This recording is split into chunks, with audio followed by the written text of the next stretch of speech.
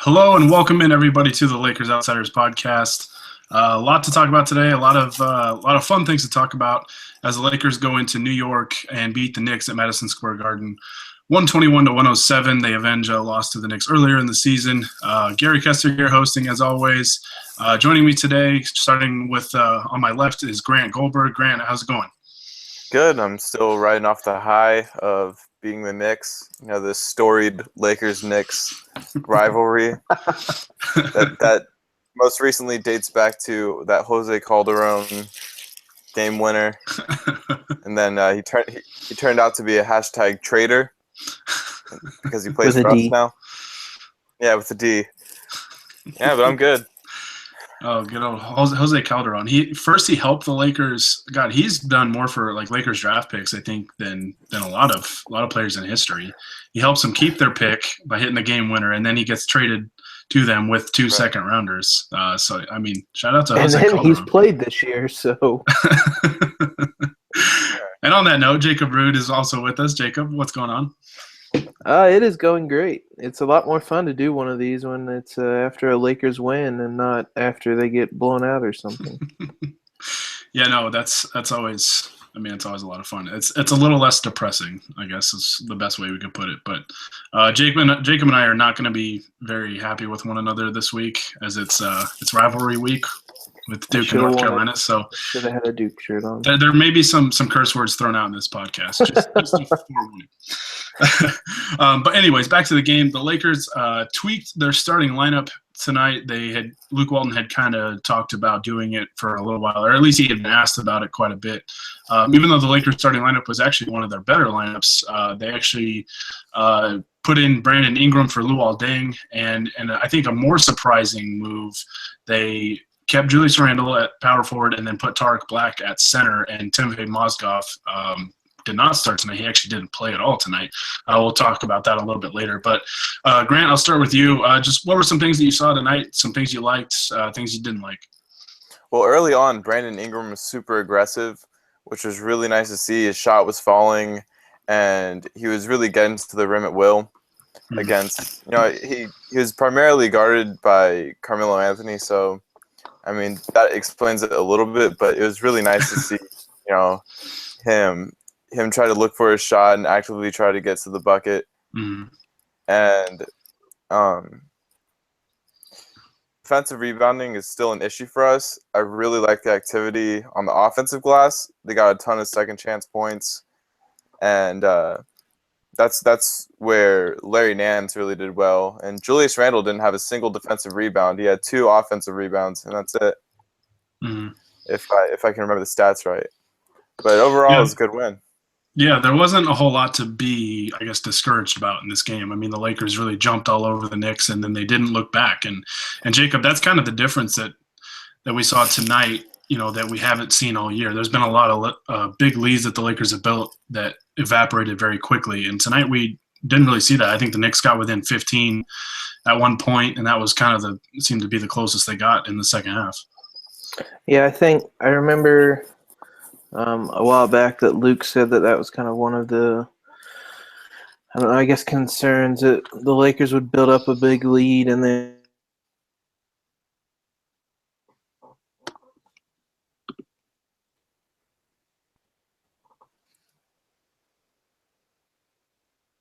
middle of the fourth quarter or so tonight when it was kind of done and in hand, that I think that might have been the most impressive thing about the game tonight, is that not only did they race out to the huge lead, but every time the Knicks would go on some sort of little run, the Lakers would just immediately answer right back and never let it be more than a 6 or 8 point run, and then they just answer with one of their own. Yeah, we didn't see that third quarter collapse that we've become accustomed to seeing with this team, and I mean, that's a characteristic of a young team. There's going to be times they play really well, and there's going to be times they play really, really poorly. And I think that's why we've seen a lot of leads kind of evaporate. But they've also, come back from a lot of deficits, I think, obviously not resulting in wins necessarily, but there's been a lot of games where it looks like they kind of sleepwalk through about 3.5 quarters and then make a little push at the end to make it really interesting. So it was nice to see that this team played, pretty much for the full 48 minutes, with give or take a few minutes here and there. But Grant, I'll just throw it back to you. I want to talk a little bit about because we'll talk about the young guys obviously a lot, but I want to talk about the veterans that kind of were the casualties, so to speak, of this move. And Luol Deng still played tonight. He was a part of the rotation, but Timofey Mozgov didn't play at all tonight. Do you think this could be, I guess, an issue going forward with him being unhappy if he's not getting a lot of minutes? Yeah, I definitely saw that when I was reading a quote that he gave the LA Times, that he didn't really want to speak on it. He wanted to think about things himself. He really didn't expect not to play at all tonight. So I think it could be an issue, especially when you're paid that much money to come in and be the starting center. And obviously, if you're a veteran guy, that's not what you expect to happen. Mm-hmm. Yeah, I mean, if anything, he's just probably disappointed and a little disgruntled at this point. Yeah, and it's crazy to think about, a little over halfway into the year, and your $16 million per year center is on the bench, which for this it's for the right reasons. I don't think it's necessarily due to a lack of performance, although obviously Jacob, and you can add to this, but I think if he performed better, he certainly would have gotten minutes tonight. Kind of like we see with Lou Williams, still gets minutes despite the Lakers kind of transitioning more to the young players getting more minutes and things like that down the stretch of the season. But yeah, I don't know. It's I understand if he is frustrated, because that's tough. That's tough to go from a full-time starter to just not playing at all. So Jacob, what are your thoughts on that? I thought both of them handled it about as well as you could. Luol Deng was just, great about it. I have it pulled up here. He said, the whole year I knew it was about young guys. I think everybody knows that. And then when he was asked how it felt coming off the bench, he said, doesn't matter. I would never make it about me, which, I don't think anybody expected anything less, but that was, you couldn't ask for anything better from him. And like Grant said, maybe I can't imagine that Mozgov didn't expect this at some point. I would imagine that the Lakers talked to Luol Deng about it. I'm sure they've talked to Mozgov about it, but like you said, it was more of a shock that he wasn't starting than anything. He hadn't been terrible. He hasn't been great this year, but over the last 10 games, his net rating is only negative 1.1, which is fifth best on the team. So it's not like he'd been bad, but yeah, I think part of it, I know you're going to talk about this. We're a little over 2 weeks away from the trade deadline. Maybe they're interested right now in kind of showcasing Tarik Black, who played phenomenal tonight. Maybe trying to get him a possible trade candidate or to let teams see him out there and more playing time. But all things considered, I know Mozgov, he seemed pretty hurt, but he didn't attack anybody or anything like that. You probably couldn't ask for the two to have handled it with any more class. I think both of them took different approaches in handling the benching. Obviously, Luol is going to be a little more calm about it, having played at least a little bit. But they, like you said, they were classy about it. But there's a noticeable difference in how they went about it, to me. Yeah, definitely. But I think it's justified because, like we've said, Mozgov went from full-time starter to just not even playing at all tonight. So I think I do commend him for not really saying anything publicly. Like, there didn't seem to be kind of any, didn't seem to be bitterness. To me, it was just more shock than anything. Like, he didn't really know exactly how to think about it, and it's frustrating. Like, there's no doubt about that. But I think he handled it relatively well. Because it's like we said, it's tough because Luol Deng was a part of the rotation. Mozgov wasn't. So they're two completely different situations and scenarios. Right. And so, I mean, I like I said, I commend him for not really coming out and complaining about it to the media or anything. He just kind of told him like he just kind of needs some more time to process it because it's a shock. It's a complete opposite role. So, but it'll be interesting to see moving forward. Jacob, I'm glad you brought up the whole kind of Tarik Black trade chip thing because I really think with Zubac, Ivica Zubac kind of emerging as a pretty good player already for the Lakers at the age of 19. Tarik Black's kind of going to be the casualty, I think, in the rotation because the Lakers have three centers, obviously, and Mozgov's contract is going to be nearly impossible to move without sending out an asset with it, and the Lakers don't really have that besides the young guys on their roster already. But Tarik Black with his non-guaranteed contract, I think around $6 million a year. I mean, it's definitely possible that we see him moved for the deadline here in about 2 weeks, right? Yeah, and he's getting absurdly hot at the right time. Darius Soriano of Foreign Blue and Gold tweeted tonight, in the last 4 games, which has been 82 minutes, the Lakers' have a defensive efficiency of 91.7 and a net rating of plus 23.8 when Tarik Black is on the floor. Wow. And overall, in the last 10 games, he leads the Lakers in net rating. I mean, he's really picked it up of late. I mean, tonight he in 20 minutes. I mean, a respectable enough size. He had a net rating of 78. Yeah, he was a plus 34. I remember looking at the box score, and the next closest was I think Lou Williams at plus 11. So that kind of goes to show, the impact that he had tonight.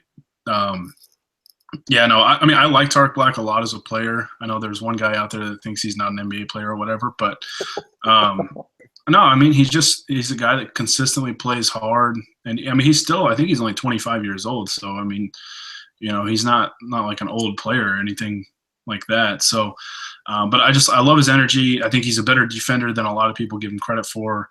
And yeah, no, if they do trade him, obviously, I mean, I can see why, because in a perfect world, they would trade Mozgov instead. But teams are not, I mean, it's going to, like I said, it's going to be almost impossible for them to trade that contract, without sending out a valuable piece with it. And I don't think the Lakers really have those at their disposal. So, especially right now when there's basically 3.5 years left on the deal. Like in a year or two, you can possibly unload it with a first-round pick if you need to. But right now, the amount of assets you'd have to attach to trading him would be, absurd. So, yeah, Tarik is kind of the odd man out right now. But like you said, he's 25. He's used to coming off the bench. I mean, he's pretty much the perfect kind of bench energy big man that can be kind of a backup center and whatnot. He's what a lot of playoff teams could use, I'd imagine. Yeah, and we talk a lot about Lou Williams, being a trade piece at the deadline, and he certainly, you definitely have to keep an eye out for that. But to me, I mean, it probably makes more sense to trade, either Tarik Black or Timofey Mozgov. Although, like I said again, Mozgov, I just don't see him going anywhere because I don't think anybody's going to want him on that contract. So, yeah, definitely keep an eye out on that. The Lakers could try and use that as a way to, I guess, possibly get an asset back while freeing up minutes for Zubac and keeping Mozgov in the rotation, kind of keeping all parties happy there. So, but we got 2 weeks, about 2 weeks or so. The trade deadline's it's going to be fun. I guess one last thing I also want to talk about with the trade deadline. Grant, I think it says a lot that the Lakers haven't really panicked at this point, right? With Magic Johnson being, back with the team and having a role within the organization. I think it says a lot about Mitch Kupchak and Jim Buss that they haven't really panicked and tried to make kind of like a home run deal by trading away some of the young guys for established talent in what could be their last season with the team, right? Right. Well, basically because they just found out about it, like you and I. No, I'm kidding. But no, yeah, they I feel like they don't get enough credit as they should Mm. Magic and the Buss family, whether it be Jim and Jesse, when it comes to drafting, have assembled a team of Russell, Clarkson, Randall, Ingram, Larry Nance, and I mean, I was gonna say when we were talking about Tarik, I mean, picking him up after he was waived from Houston was a great move. I mean, it hasn't showed in the win column, but he's been a great team guy and he's been a great energy guy on the floor. So I think we're just seeing some of the same stuff that we've seen from Jim and Mitch. Mitch is gonna quote, "Get it done." At the deadline, that remains to be seen because they've been kind of stagnant the past couple of years. I know they moved Steve Blake a few years ago for Bazemore and Marshawn Brooks, and then really messed that situation up. But yeah, no, they're definitely not a perfect front office by any means. There's a lot of things that you could really, criticize them for. But I think there's also a lot of things that they have done extremely well. Because, when you go back to the summer of 2013, when Dwight Howard left the Lakers, I mean, the Lakers had, a bunch of first-round picks that they still had to convey. I think they conveyed one that year in the summer of 2013. They had to give up their first-rounder to somebody. I think might have been Cleveland or somebody. But and then they still, they owed one to the Suns, which is now to the Sixers, and then the Magic. And obviously those picks are still going to have to be conveyed unless the Lakers keep their first-rounder this year. They won't have to worry about Orlando as much. But the fact that they've kind of built this core, given the resources, I guess, that they had and all that, I'll say this, and this might sound kind of hot takey or biased, but the Lakers, I would take the Lakers situation right now, at least in terms of the talent that they have on the roster and the youth and everything, over a lot of situations that other teams have in the league. I don't know what the number is, but there's a lot of teams that I kind of look at and it's like, what's their ceiling? Like how much better are they going to get with this group and things like that. And the Lakers, they have so much youth and so much talent that's young that, there's a bright future for this group. And I think games like this kind of displayed that. Because, Jacob, tonight's game kind of reminded you of how they started the year, right? Oh, absolutely. And, I mean, it wasn't one player having a great game or somebody playing out of their mind or anything. I mean, it was about as balanced a game as we've had in quite some time. 7 people were in double figures. 6 people had at least 5 rebounds or more. I mean, just across the board, everything was balanced. I mean, Ingram played 32 minutes, but I mean, it was really between 17 and 29 minutes for everybody. And everybody played well. Everybody, for the most part, looked good. So, yeah, I mean, and considering it came on the road where we've struggled a lot, I mean, this is one of the more impressive performances that they've had this year. Yeah, that was their first road win. They had come into the game on a 12-game road losing streak. I didn't think it was that long, but apparently it was. They hadn't won since December 16th against the Philadelphia 76ers. So, yeah, no, it was great for them to get a win. And in the last 2 games, I think, they've played good teams that have been playing really well. They gave the Wizards possibly the hottest team in the league, everything they could handle in Washington. And then the Celtics have been playing really well this year, as much as it pains me to say it. They competed really well with them. And that's all you can really ask for with this team, is that they compete night in and night out, and you avoid nights like the Dallas game where they, almost get 50-piece. But yeah, no, tonight was a lot of fun. I really felt like this was more, the first 20 games of the year because like you said, Jacob, the balance was there. You look at all the guys that were in double figures. I'm looking at the box score. Yeah, and there's 3, 4, 5, 6, 7 guys, and then the minutes are balanced evenly. Obviously, I think, and Grant, you can add your thoughts to this, but D'Angelo Russell only played 19 minutes tonight. and the guy we always kind of point blame to as a fan base is Lou Williams when that happens, and he played 25 minutes tonight. I guess, what are your thoughts on that? Do you think he should have played more tonight, or with him playing 30-plus minutes the last 3 games, it was kind of good to get him a night that he could kind of take it easy a little bit? Yeah, I agree with the latter part of what you said, because I even touched on this when I was doing the tweets from the account today. Russell's played extended minutes in the past, three games that he's played in, or since his return. So if there's ever a night that he can get some rest, it was tonight, where they're up by 15 points and up consistently, and it's easier to supplant him with Lou Williams when Lou Will has 22 points on 11 shots. Mm-hmm. Yeah, and so yeah, if there's a night to rest him, tonight was the night. And I think just because they're so used to, pointing out when Russell sits, because, he's arguably the face of the franchise. Yeah, I think he's definitely the team's most valuable player right now. Right. So there's always going to be talk about whether he's playing enough minutes. But if you get a chance to rest him when he's coming back from an injury and he's played, 30-plus minutes consistently, I don't think it's a big deal at all that he only played 19 minutes.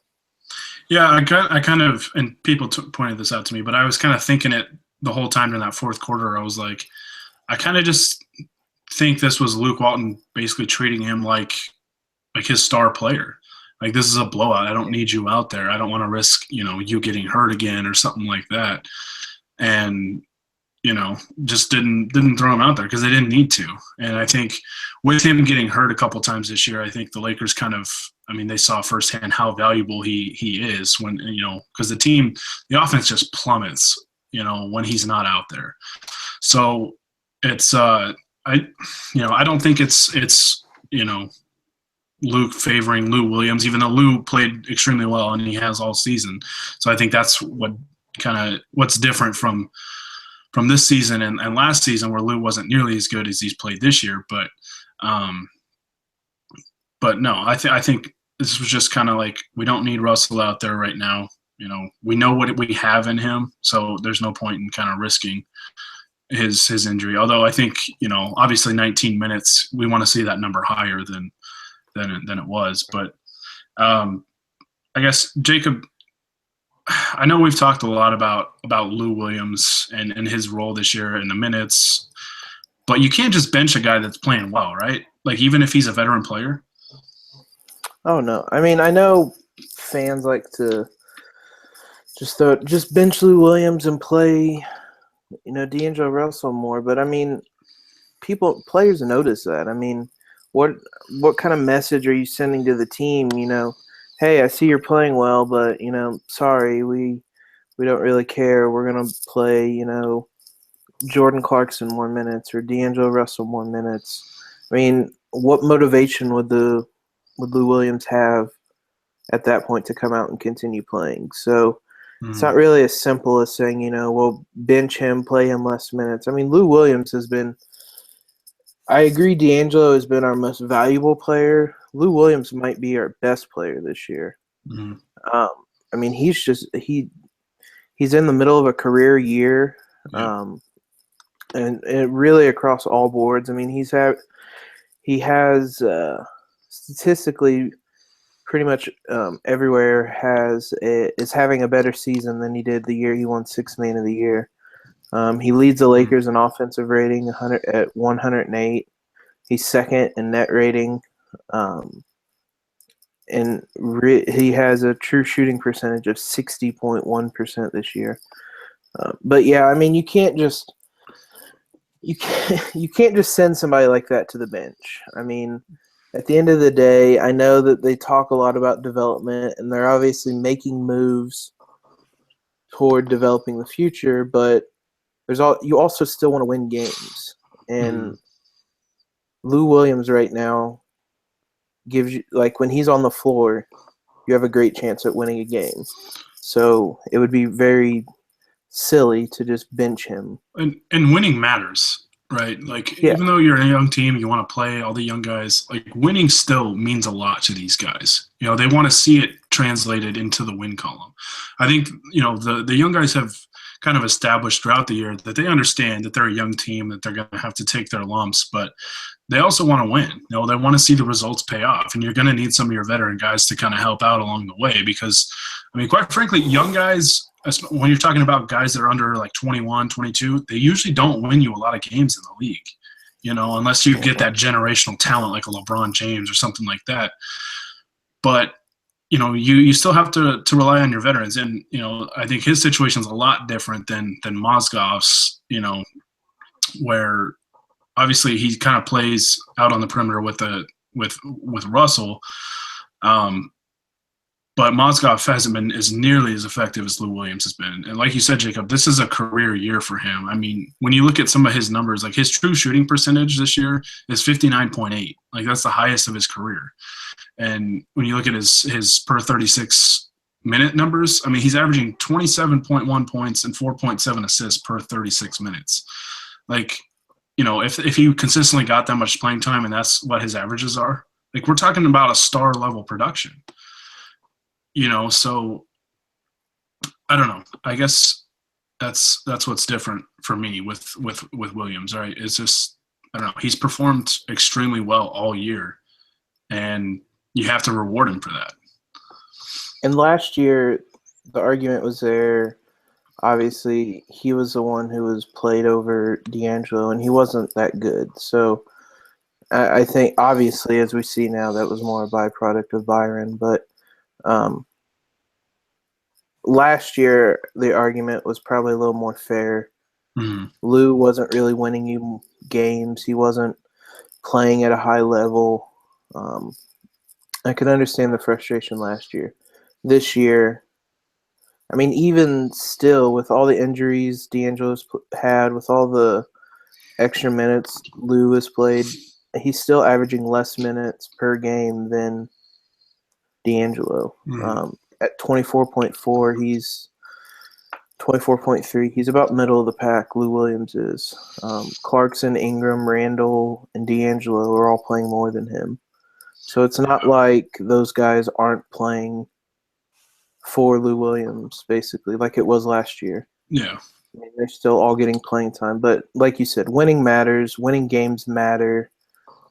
And, I mean, it's important for the development to win games, even if it I mean, with Lou Williams out there, if it means he's scoring, 30 points, I mean, it's nice to get that win and just kind of boost the confidence every now and then. Mm-hmm. And I have had no problems with how Lou Williams has been used for the most part. There might have been a game here or there where he could have been used a little too much, but overall, I've had no problems with how he's been used this year. Yeah, I mean, just kind of, I guess, to get further scope on his role last year and this year. Like last year, he averaged 15.3 points in 28.5 minutes. This year, he's averaging 18.3 points in 24.3 minutes, like you said. And his shooting percentage, he's shooting 43.7% compared to 40.8% last year. He's just been so much more efficient, just better. I mean, there's really no other way to put it. He's also created a little bit more this year for other guys than he did last year. So, and we were talking about, saying we're going to talk about the youth movement. We talked a lot about Lou Williams, but I think it's fair. I think it's fair that he's still in the rotation. He's still a big part of the rotation. And even if it's something like they want to keep building his trade value or whatever, if that's the case, I don't think it really is. But no, I think it's fair to have him out there. And Grant, I think tonight, Russell playing 19 minutes also could be attributed to the fact that I think Jordan Clarkson played extremely well today. Yeah, Jordan definitely earned himself more minutes with his play in the first half, and he didn't really give Luke a reason. There's a little stretch in the fourth quarter where the Knicks started to show life, Mm-hmm. and him and Lou Williams were kind of playing, individual games more than team-oriented games. But he was very active on the defensive end of the floor, and he was at the rim looking for shot attempts there instead of taking more perimeter jump shots like he's made a habit of throughout the season this year. And he was passing the ball more. He had a pretty nice assist to Zubac. He was driving to the rim and he faked a fadeaway shot and just passed it off to Zubac for an easy dunk. He was playing really well, and I was sort of confused right now, Gary. You're kind of like Luke Walton. You say you're going to talk about the young guys, talk about D'Angelo Russell, and all your attention goes to Lou Williams. It's harder than it looks. Okay. No, I've been probably one of the fans that's been hardest on Jordan Clarkson this year. Right. But he played extremely well today for the most part. Like you said, there was that stretch there in the fourth quarter that was kind of sloppy. But I just loved his activity level. He seemed very engaged both defensively and on offense. And I think the one play that kind of summed up his performance tonight was when they threw it down to Zubac, and I think Zubac kind of threw it away, and it got tipped all the way into the backcourt. And Clarkson was the only one that ran into the backcourt after it, and 3 Knicks went after it. And Clarkson was the one that came up with it, and it created, a 5-on-2 basically for the Lakers, and they got an easy layup, and that kind of halted the Knicks' momentum at the time. I think it was in the fourth quarter. So I think that kind of was the epitome of what he did for the Lakers today. He was just very active, and he did a lot of good things. And I think he even had a pass in transition to Randall that was kind of like, that's the rookie Clarkson that we saw, kind of unselfish, seeing the floor, creating for others. And I think Randall got blocked by Porzingis, but it was the right play. And that's been the thing with him this year is, for me, with Clarkson, it's dribbling with a purpose. I think there's been far too many times where he sits there and he just pounds the ball into the floor instead of dribbling to go either get in better angle for a pass or go to the bucket, whatever the case is. Like, just as long as he's dribbling with a purpose, I think he's a much better player. And I know Hani is, and maybe I'm spoiling a surprise here, but Hani's going to be writing a piece here in the near future about Clarkson and kind of his role and what he could do better to be the player that we want him to be, obviously. So keep an eye out for that. But let's talk a little bit about Brandon Ingram. Since, we mentioned that he was inserted into the starting lineup. Jacob, you're obviously a Duke guy, unfortunately. But, what you see from him tonight, I saw glimpses tonight was the player that I think we saw last year, right, with kind of his shooting and his scoring. I think the big thing tonight, I think Grant mentioned at the beginning, was just his aggressiveness. Mm-hmm. And that's been a big change just in general since the beginning of the year. There's little hesitation when he puts up a shot now. If he's open, if he think he can get a shot off, it's going up. And I think at times earlier in the year he was just thinking too much. Mm-hmm. and just kind of overthinking everything. And I think he's adapting to the game. Everything's becoming more instinctual. And I think tonight you saw kind of what him and D'Angelo could be together. I know a lot of people were kind of clamoring for that lineup to play more. Mainly just those two to play more together. Injuries have kind of kept those two from playing in Ingram's development. Tonight, I mean, they looked really good together. I know D'Angelo didn't play a whole lot, but I mean, D'Angelo had 6 assists and no turnovers. Ingram had a couple of assists, but he had 14 points. I mean, he took 11 shots, which is a lot for him. That's kind of an idea of how aggressive he was tonight. And in general, I mean, I think that's the best barometer you can have for knowing how hard or how, I guess, aggressive. How engaged.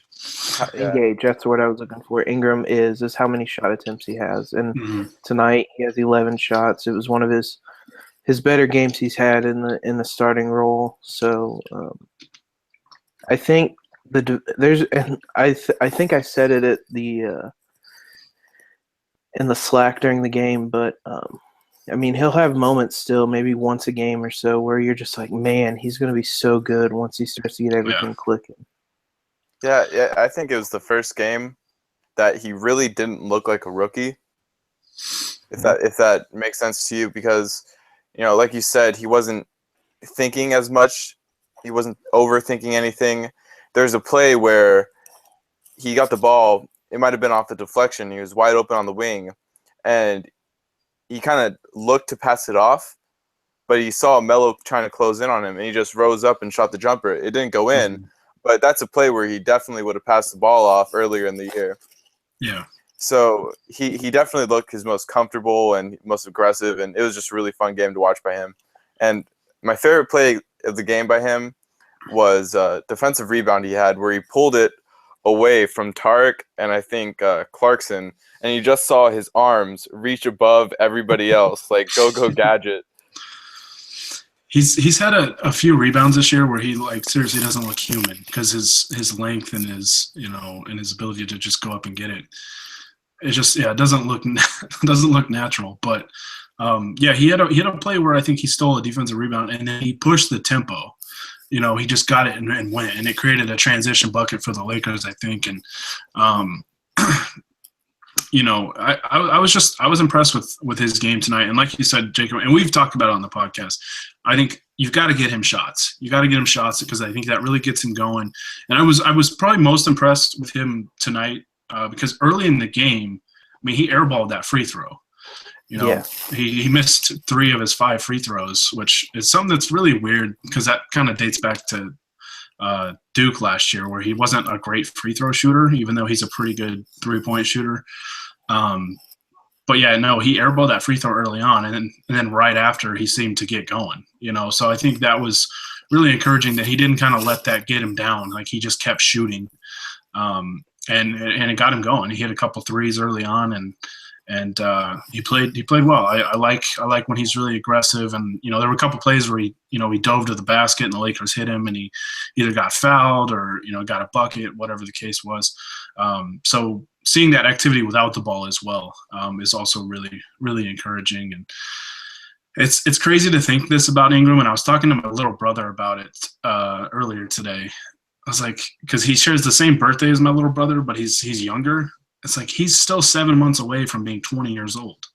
Yeah. Like it's absurd to think how young this kid is and to show the signs that he has already. So, and just to see the growth that he's had from November to now, I mean, I just said it, but I mean, just look back to how he was against Houston on opening night and whatnot versus tonight, and just look how much more aggressive he is. Like, that's just the big thing that I've noticed more and more as the year has gone on. He's looking to get into spots to where he can score, and he wants to. I mean, he wants to get to the rim and he wants to score, and I mean, for a 19-year-old that has been in the league for I don't know how many months it is, 5 months or whatever. I mean, that's just so impressive. I mean, fans should be really excited about Laker fans should be really excited about Brandon Ingram because, I mean, like you said, he's 7 months away from turning 19, and I mean, he's already really good. Yeah. I'm really excited for his future. I mean, there's going to come a point where I think he just kind of starts to put it all together, and it's going to be a lot of fun, man. It's going to be a lot of fun. Another 19-year-old player on the Lakers that is already a lot of fun is Zubac. Ivica Zubac played another really, really solid game tonight. Only got 17 minutes. I was hoping he got a little bit more. But man, he was effective, and Grant, he kind of killed the Knicks' momentum there in the fourth quarter, right? Oh yeah, he was kind of struggling to find his shot early on in the game, and then as more looks opened up to him, he was hitting that little runner that he likes. He was finding the open spots, and the guys were getting the ball for easy looks. And I think it was his best game by far in terms of rim protection. He was altering shots, and I think he had 4 blocks by halftime. He looked. He didn't get a ton of minutes, but it was one of his more complete games this year. Mm. Yeah, no, he made a huge impact on the game. 10 points on 5 of 9 shooting. And I feel like, a couple of those misses were tips, trying to tip the ball in. He was getting good looks all game too. Yeah. Yeah, and he doesn't really force a whole lot, which is nice. Obviously, and he's another guy that it's crazy to me how young he is. Oh. Well, yeah, I was just going to say, while Gary figures his internet out, I think we talked about Mozgov losing his starting spot. He lost it, but I think to a certain extent he's lost minutes because Zubac has earned them. He's played there's been a couple exceptions down in the last couple games. Washington, he wasn't great. Boston, he didn't play a whole lot, but that had more to do with the Celtics playing just kind of absurdly small lineups at times. Right.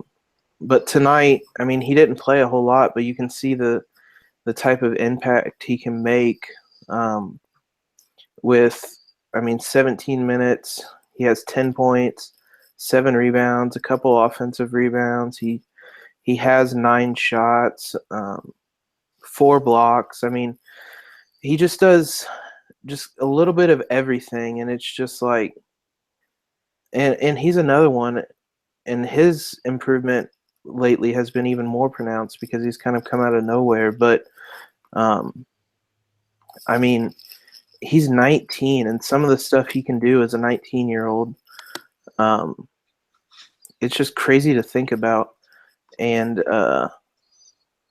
it's just, he's another one. The Lakers really just kind of knocked it out of the park with this draft.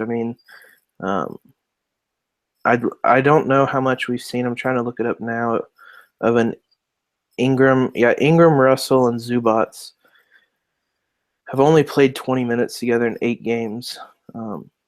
I'd love to see more of the 3 of them together because there's just so much passing and just ball movement and just high IQ plays. I think that's space too.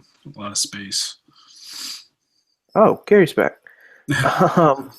Yeah, and space, passing, high IQ. It's just that's a lineup I think we might see more of as we're moving more towards the youth movement. I don't know how much they played tonight, but yeah, that's a lineup that and those 3, they're all 20 years and younger. The Lakers are in really good hands. It's just gonna take a little bit more patience.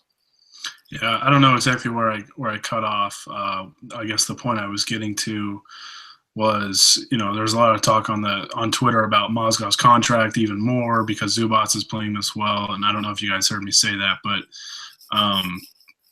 it's really unfair, Grant, right, to kind of to say that, I guess, because nobody saw Zubac performing this well this early on.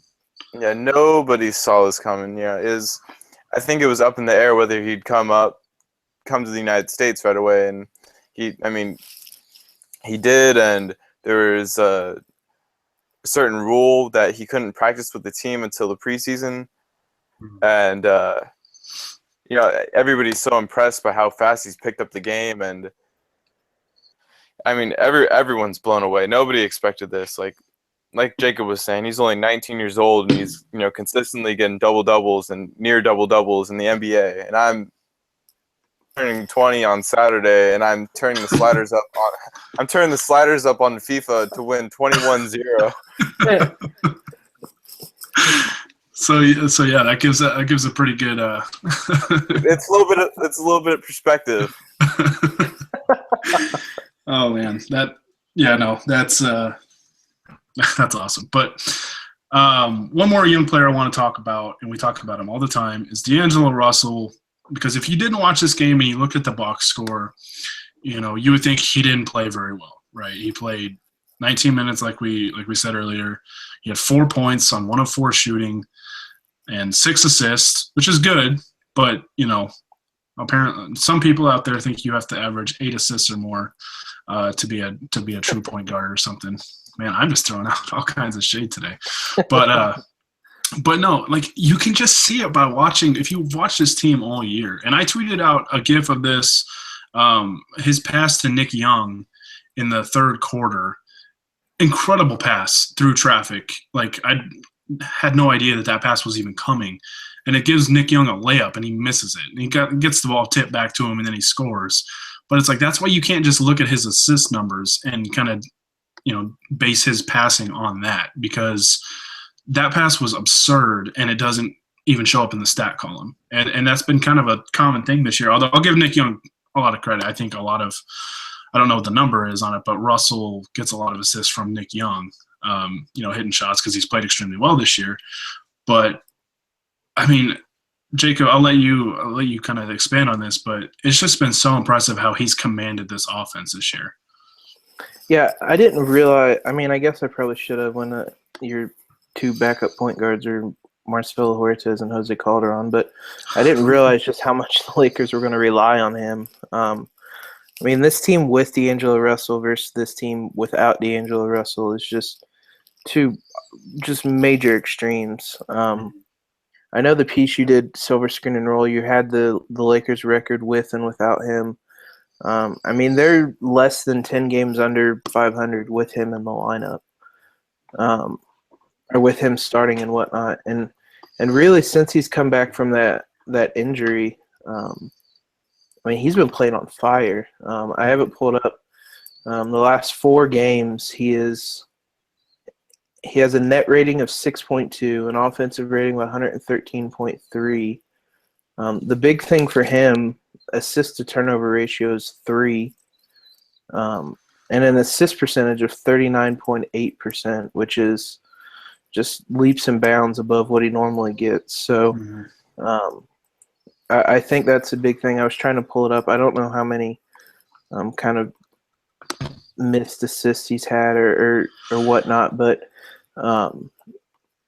he's just been, since he's come back from injury, you've just seen just how much he means to this team, how much they need him. And really, I've talked about it on Twitter a little bit, but it's made the Lakers realize how important it is this offseason to bring in a second type of player who can create for others, because right now the Lakers don't have anything close to that. I mean, Jose Calderon's probably your second best player in that regard, and that is not good in 2017. Yeah, you're giving up a lot of points if you're having Calderon out there. Yeah. So, no, they definitely need another playmaker. I think they've got some of the young guys can become good playmakers. We've seen obviously from Julius Randle before. I think Ingram already is further ahead or further along in his playmaking development than I thought he would be at this stage, because I think that him in the starting lineup helps. Not because he can space the floor pretty well, because even though he hasn't shot the 3 well this year, I still trust him to take open shots from the perimeter, because we've seen it before that he's a good shooter, a good catch and shoot guy, but he's also a pretty good creator for his position and his age and everything. So that really helped, and having Julius Randle back, I think close to full strength tonight, really helped the Lakers too, because he's kind of played the last few games, but hasn't really played much.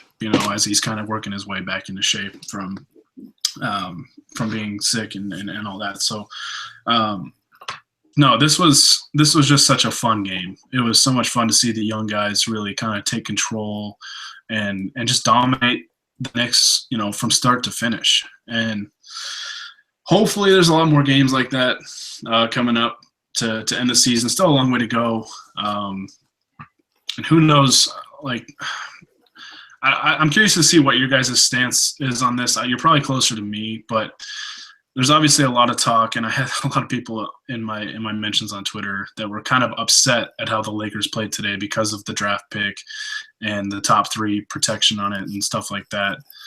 I don't really care. I mean, obviously, I want the Lakers to keep the pick, but I don't really care as much about that as I care about just developing the young guys and then letting the chips fall where they may.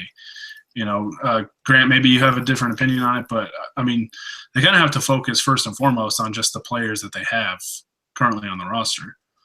Yeah, and it's not even a sure thing if they keep the pick. I don't think it's good to put all the eggs in one really hypothetical basket that has a greater chance to not come to fruition than it does with a 45% chance to keep the pick if we're the 3rd worst team. So I was thinking earlier today, if they keep losing games and they end up with a bottom 3 record, then that's the way it is. But this team's not going to actively try to lose. Well, no team is, but because Sam Hinkie's not in office anywhere. But I still see this team is on the track where they want to win. They want to show what the guys, show the guys what it means to win, how to win, and just focus on developing what they had, like you said, instead of just looking forward to the draft. Mm-hmm. Yeah, no, I mean, they've got a lot of young talent on this roster, and I mean, obviously tanking is more of a fan thing, I think, than it's certainly not a players and coaches thing. It kind of exists a little bit in the front office, as we've seen with Philly the last few years. But Jacob, what are your thoughts on the whole draft pick situation?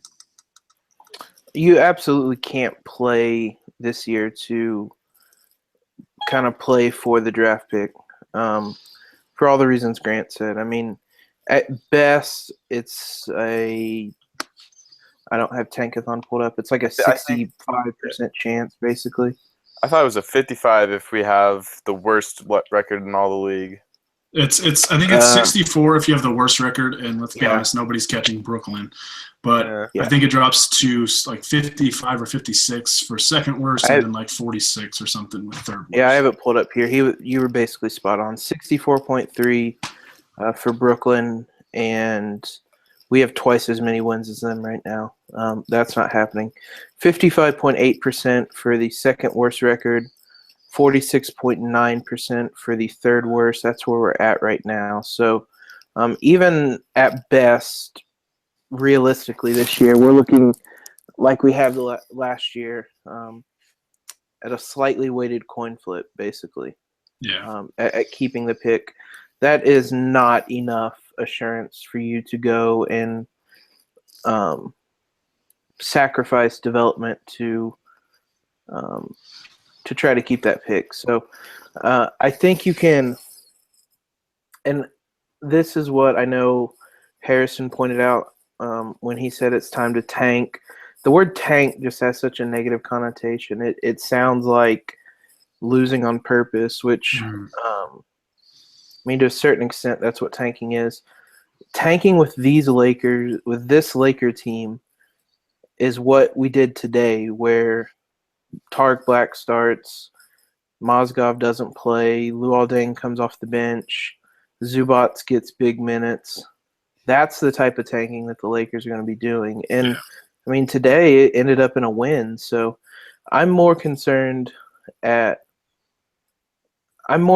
in seeing what we did today going forward than us. If we play kind of the rotation that we did today, I really don't care if we win or lose the game. Mm-hmm. I'm certainly not going to be rooting for losses like I was under Byron, and that was miserable. I hated rooting for us to lose games because it just didn't feel right. So I'm more focused on kind of how we play and basically just taking what we did today and doing that the last 20, I think 28 games left or so, doing that the rest of the year. Yeah, and it was a different situation where kind of the last 2 years they needed young players. They needed young talent badly. they don't necessarily. I mean, you obviously want to accumulate probably as much young talent as you can without being too young, but now I don't think the Lakers necessarily need another young player. Like I mean, it would be nice to have a Markelle Fultz or a Alonzo Ball or Dennis Smith Jr. Whoever. I mean, didn't Jim or Mitch come out and say that there's such thing as too many young players or something last year? Well, I think when you look at a team like Minnesota, and Minnesota has some veteran players and stuff, but that's a team that's super young, and everybody kind of thought that they'd be a playoff contender this year, and I mean, obviously because the 8th seed is so terrible this year, they still are, but they've kind of underwhelmed a little bit, right? Everybody thought they'd be a lot better than they have been this year, and with sometimes you can be too young, and I don't think. Sorry to interrupt you. I think the quote that Mitch had was, "We have the perfect amount of young players." Mm-hmm. Yeah. Yeah, no, now it's about building around them, Mm-hmm. and like I've said, no Laker fan's going to say no to a top 3 pick. It's a valuable trade chip if you want to go that route, or if you want to add another young player, you can do that. But I think the Lakers don't necessarily need another young player. They just need time for their current ones to develop, That's the most important thing. So yeah, like you said, Jacob, I guess the way to tank, so to speak, would be to just kind of play your young guys as much as possible, within reason. You don't want to just play them 45 minutes a night like Tom Thibodeau would, but yeah, I mean, just put an emphasis on the youth, try and develop them as much as possible, and then whatever happens. If you have to give the pick up this year, then you get your 2018 first rounder next year. So either way, the Lakers, I think, are in a good spot for their future, and that's almost miraculous considering where they were, like I said, in 2013. So I'm excited. Now that this team is fully healthy, with D'Angelo Russell back in the lineup, Julius Randle back in the lineup. This is a team I think that's going to compete most nights. So I think those that are, for losing games and stuff like that, I don't want to say you're going to be disappointed, but I just wouldn't count on this team to lose a ton of games. I think they're going to win enough to at least be the 3rd worst team in the league, or maybe even 4th or whatever. I haven't even looked at the standings lately. So, especially with Russell back, because Jacob, you mentioned the stat with the Lakers, their record with and without him. I remember when he came back, I think they were 3-13, which is like an 18 win percentage or something like that. And with him, I don't know what the updated number is, but I know it's around a win percentage of 40. So with him, if this team stays healthy, we saw how good they were to start the year when they were healthy. Hopefully they can kind of get back to that, and then, they'll be a fun team to watch again. We won't see the December stretch where they were kind of beat up and they just really struggled in that month. But yeah, I think that's about everything. This is we've talked a lot about the youth and the vets. So anything else you guys wanted to touch on before we sign off?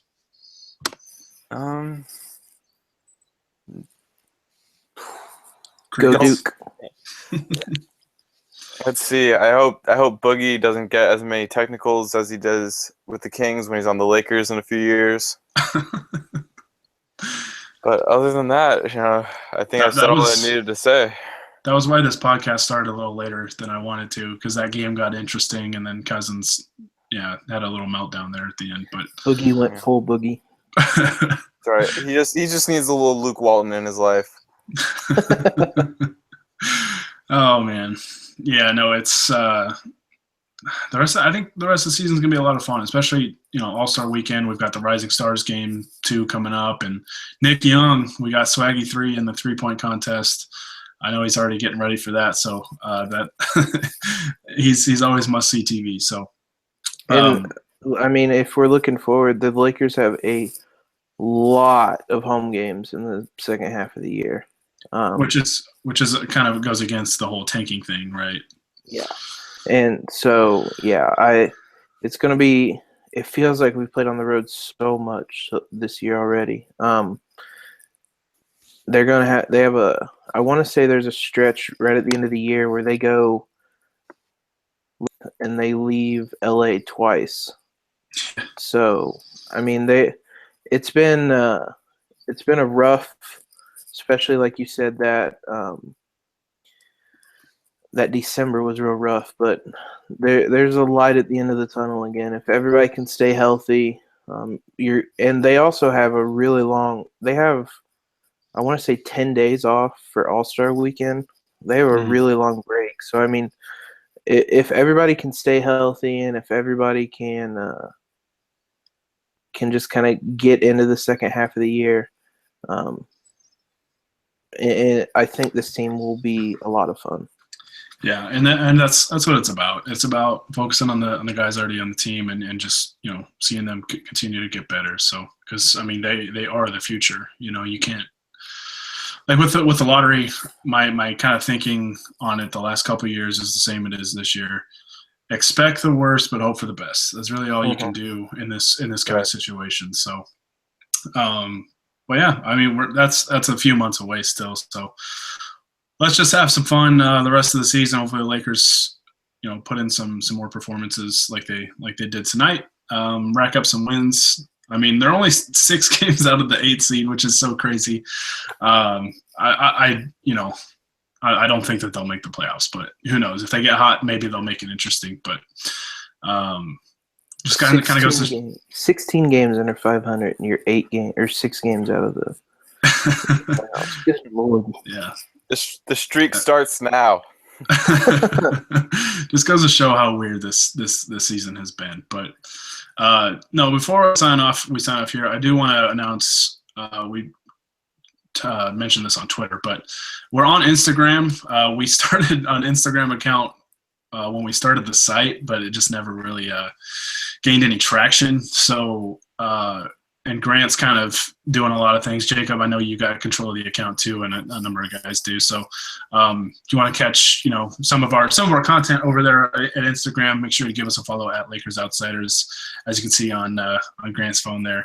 We'll post all the post game graphics and stuff like we do on Twitter and things like that, and a lot of fun stuff on there. So be sure to give that a follow. If you like the podcast, obviously you can subscribe to us on YouTube.